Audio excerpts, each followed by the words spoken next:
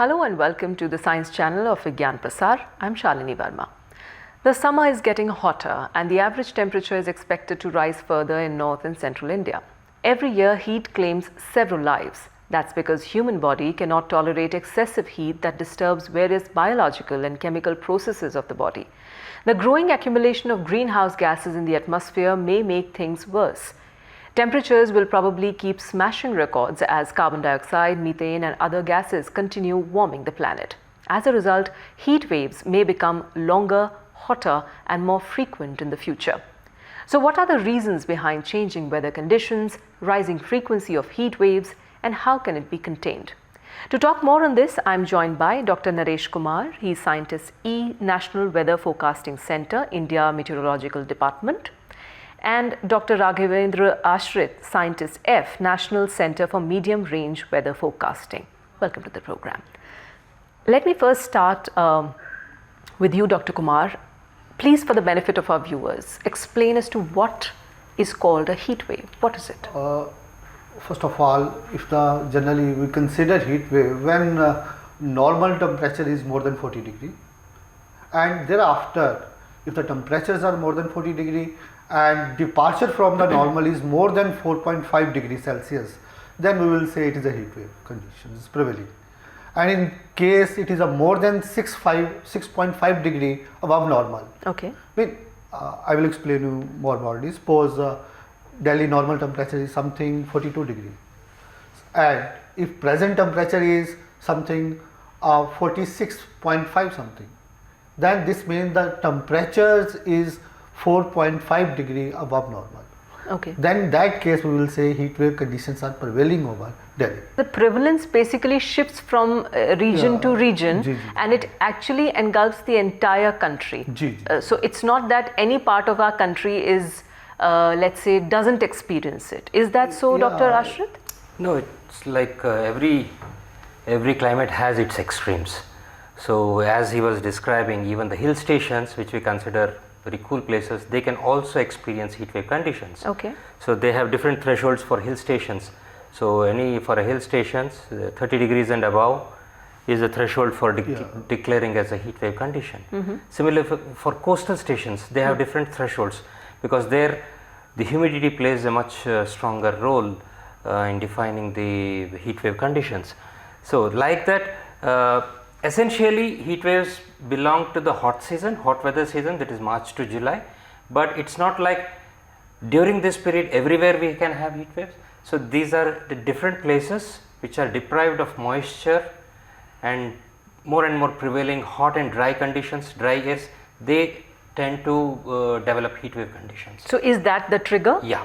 Okay. So it's basically the drier places that are more prone, and they are it's the dryness in the weather which really leads to it.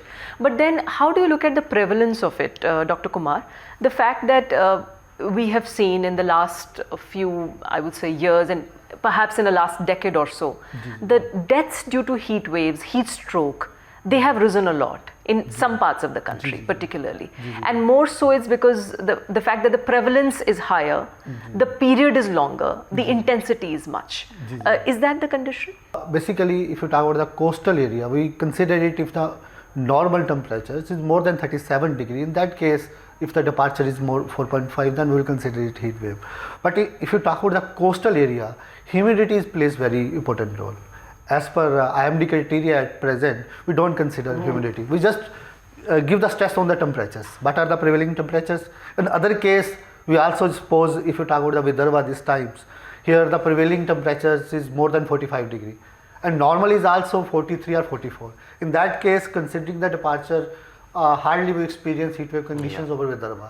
In that case, if the temperature is 45 degree, we will say it's a heat wave. Okay. Or if it is a more than 47, then we will declare it a severe heat wave conditions.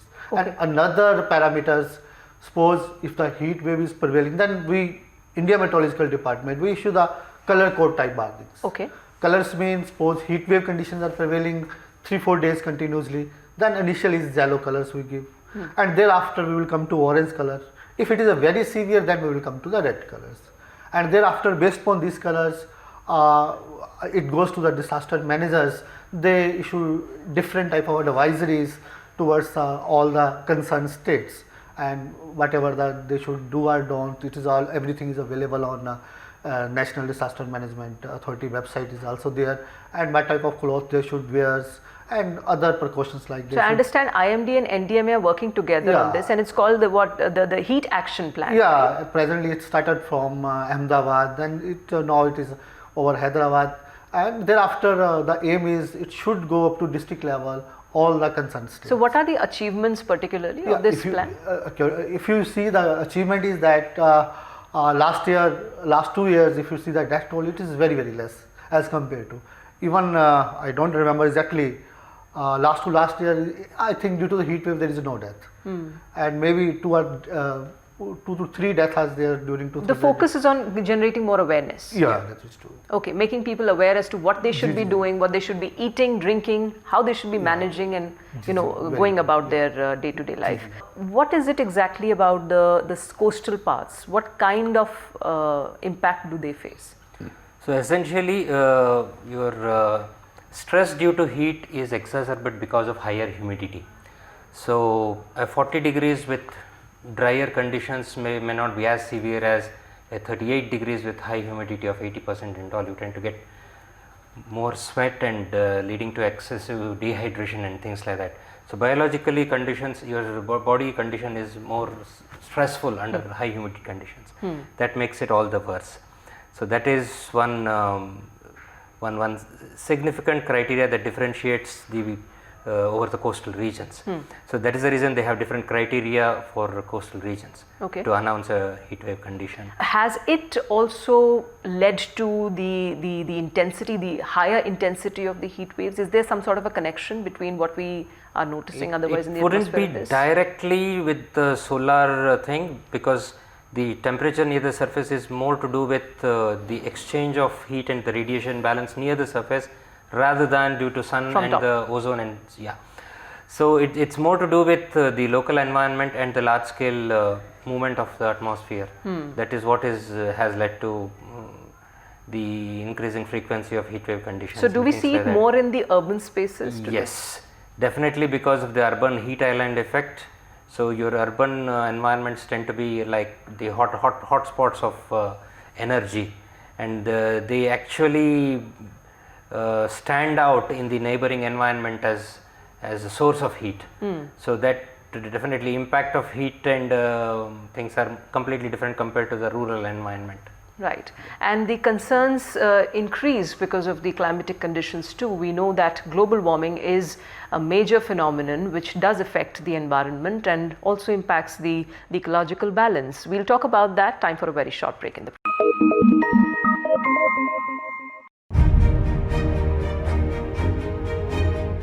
India Science is an internet-based science TV channel initiated by the Department of Science and Technology, Government of India, implemented and managed by Vigyan Prasar. India Science on the URL www.indiascience.in is a bilingual channel with content in Hindi and English. It can be accessed on any internet-enabled device. This video platform is dedicated to science and technology knowledge dissemination with a strong commitment to spreading scientific awareness, especially with Indian perspectives, ethos and cultural context. The India Science mobile app can be downloaded from the Google Play Store and Apple Store.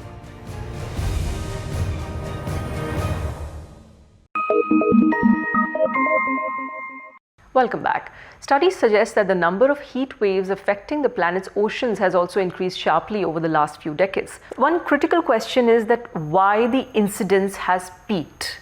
Now, I'd like to understand it from you, Dr. Ashrit. Is there a clear connection with the climatic conditions, the global warming phenomenon? Is that leading up to the overprevalence of heat wave across the globe? Yeah, that's very much true. Now there is overwhelming evidence about the climate change and its impact on even the regional impacts of in terms of increasing extremes, not just the heat waves but all the extremes, whether it's the thunderstorms or the rainfall or the cyclones and things like that. There is always increasing severity and increasing frequency. So specifically coming to the heat wave conditions, it is noted all over the world that it is manifested not just during the hot weather season but also during the cold weather season. There is increasing trend of warm nights during the cold weather season. Yes. So it is manifested in not just during one season, it's across the year and also in all the places. Now we have more and more observations throughout the world. The monitoring for temperatures near the surface and at different layers within the atmosphere, that observation network and our knowledge about the atmosphere and the processes has also grown up like anything. Now there is more and more confidence about the trends that we see and the possible causes which are attributed to anthropogenic regions. There is more and more evidence in that direction. Okay. Well, how do you see the technology that we are particularly using here in India to gauge it, to understand the period, the intensity, the prevalence of heat wave, and is it at par with the international technology, international standards? Yeah, if you talk about the India Meteorological Department, from last 3 years we have started forecasting demonstration project on heat waves. Generally what we do here, we take special discussion in morning hours, then thereafter we issue the special bulletins at 4 p.m. in evening with all color codes are different, taking after some meeting in National Weather Forecasting Center with all the that stakeholders like that, and thereafter we issue our warnings for heat waves. And if you see the trends from last 2 or 3 years, there is a significant improvement in our heat wave warnings. Last year if you see the day 1 warnings, its accuracy is more than 90%. And even our accuracy is quite high up to day 5. Yeah. And this is all contribution goes to all our numerical community also, just like Dr. Ashrit is, they have prepared specific heat wave letters, all that is giving our all type of input to we peoples based on their inputs, and there are many global model like GFS and their Jukiyama models, ECMWF, considering input from all the models, and after that we are taking the final decision and issuing the heat wave warnings. So we have multiple institutions and multiple models and methods are used in order to gauge it. But as I said, Dr. Ashrit, that globally it was seen that there were 54% more heat wave days per year between 87 and 2016 compared to 1925 and 1954. Is it also because now we have better technologies globally also to address this and to understand it, or is it that indeed the heat waves per day, as is being said, that really has increased? See, as you were suggesting, like we can attribute it to climate change and this thing. At the same time, we also have to account for the local changes in terms of land use, urbanization and things like that, deforestation. These also significantly contribute to the changes that we see, increasing frequency and things like that. So what is more effective is the monitoring system, if that has evolved in the last couple of decades. That has actually helped in actually accounting for and to be able to understand the trends in increasing frequency and intensity of the heat wave conditions. Now, this is one part of the technology that has helped us to understand and monitor the system. Now next is the prediction, forecasting and prediction part, where we, in partnership with the India Meteorological Department, we employ state-of-the-art numerical models, advanced very high resolution numerical models and data assimilation techniques to actually monitor and predict the changes in real time. So for example, this is the dry weather season, so there are no rains. Large part of India is like desert, there are no rains, but on a day-to-day basis through satellites we monitor the soil moisture status and also estimate the soil moisture status in the next few days. So as in the next couple of days, next couple of weeks, when slowly we are entering the monsoon phase, the soil moisture status keeps changing, it keeps evolving. So these are types of new technology that we are employing, and that actually very crucial in predicting and forecasting the heat wave conditions also, because the dry arid regions are more prone for heat wave conditions. And if the satellite, through the satellites and through the models, if we are estimating that over a region, or a particular pocket of region which is already under stress, if we are able to predict and forecast that the soil moisture status is changing because of the light rain spells and things like that, that gives an indication for possibility of receding the heat wave conditions. Okay. These are the types of collaborative work and the technology that we have today, which we didn't have say a couple of decades ago. So, and the thing is, we are on par, not just on par, but with other countries. I would not hesitate to say that we are a mark ahead compared to other countries, because they are not faced with this type of challenges. Diversity too. Yeah. Yeah. They don't have. Yeah. Yeah, they don't we are have this placed type of challenges. So, yes. so we just employ the technologies that are available to us and in other countries. And how important is the participation of the local bodies that are supposed to implement it, take it further, and also in information gathering, besides of Yes, course, as you said, satellite mapping and things like that. Yeah. How does the local bodies, how do they come into the picture? Local, as he was talking about this the heat action plan, that is where the local bodies have a big role to play. Local authorities as well as NGOs also, I guess they are participating with like P2P type of activities in terms of carrying out awareness and voluntary services. Okay. Because essentially this is the most vulnerable section of the society is the children and the old. Yes. And other than that is the public who's on the street, like similar to during summer when they have the shelters when severe cold conditions. So there are several steps that could be taken, and they're already in the heat action plan where exposure can be reduced. For you try to reduce as much as possible to bring so that the exposure is reduced to as many people as possible. And one of the key things about the tracking or the mapping is that it has to be very dynamic in nature, because because it keeps changing throughout the day also. Yeah. So we have we have enough technology in the the knowledge here Dr. to Sheth take was it. also mentioning. Now we are expecting next 6-7 days there should be a thunderstorm activity over most part of countries. If there is a thunderstorm activity, naturally the temperature will fall. So whatever the prevailing heat wave conditions at present it is there over central part or east coast, it will await thereafter. So considering that part, we are expecting there should not be much heat wave during next 2 weeks. Yeah. Okay, fine. We'll take a very short break now in the program. Stay tuned for more on the other side of this break.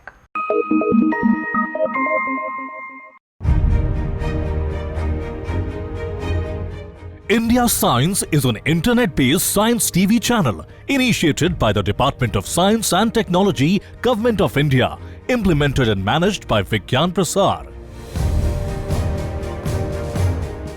India Science on the URL www.indiascience.in is a bilingual channel with content in Hindi and English. It can be accessed on any internet-enabled device. This video platform is dedicated to science and technology knowledge dissemination with a strong commitment to spreading scientific awareness, especially with Indian perspectives, ethos and cultural context. The India Science mobile app can be downloaded from the Google Play Store and Apple Store.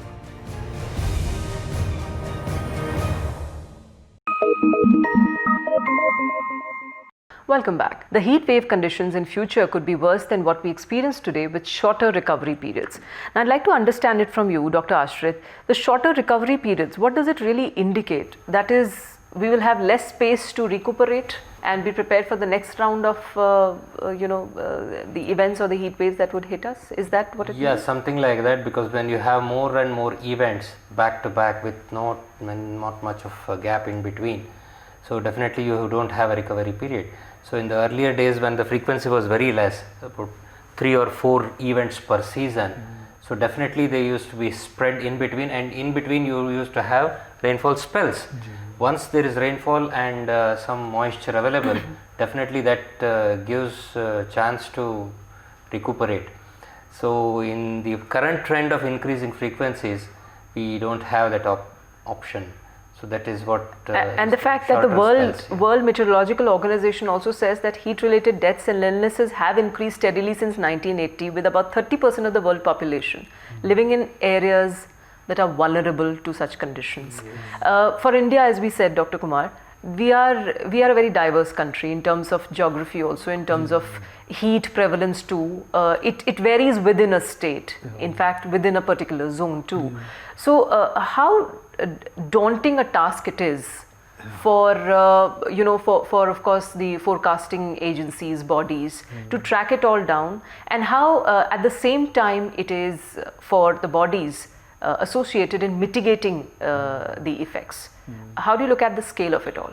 Yeah, generally that whatever you said, it's very true. If we talk about the Haryana, generally what is happening, Haryana, there is one city, Narnaul, and many times we are experiencing heat wave condition over that regions.